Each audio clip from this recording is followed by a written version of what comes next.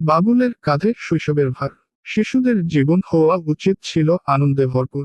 খেলাধুলা, পড়াশোনা আর অবুঝ স্বপ্নের রঙিন হয়ে ওঠার কথা তাদের দিনগুলো।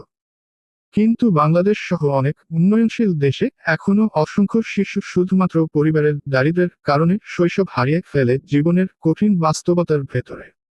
বাবুল তেমনই এক শিশু। মাত্র 10 বছর বয়সে সে নিজের শৈশব বিসর্জন দিয়ে পরিবারকে সাহায্য করতে জীবনের ভার বহন করতে শুরু করে।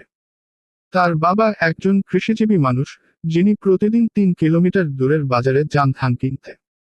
সেই ছোট্ট বাবুলকেই বাবা ধান কেনার পর মাথায় তুলে দেন 20 কেজি ওজনের ধানের বস্তা। সূর্য তখন মাথার ওপরে, ধুলোমাখা পথ পেরিয়ে বাবুল হাঁটে, ধীরে ধীরে ক্লান্ত পায়। মাথা ব্যথায় ঝিমঝিম করে, ঘাড়ে যেন আগুন জ্বলে, কিন্তু বাবুল কিছু বলে না। কারণ তার ছোট হৃদয় জানে, বাবার কষ্ট কমাতে হলে তাকেই সহ্য করতে হবে। এই ঘটনা একদিনের নয়, দিনের পর দিন, মাসের পর মাস এভাবেই চলতে থাকে। বাবুল ধান টানে, আর হৃদয় কষ্ট জমায়। সেই ধান থেকে চাল বানিয়ে বাবার সাথে বাজারে বিক্রি করতে যায় সে। বাবার পাশে যেন এক ছায়াসঙ্গী হয়ে দাঁড়ায় এই ছোট্ট ছেলে।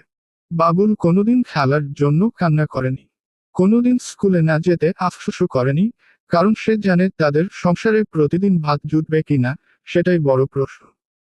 বাবুলের ছোট্ট জীবনটা এভাবে শ্রম আর দায়িত্বের ভারে ভেঙে যায় প্রতিনিয়ত।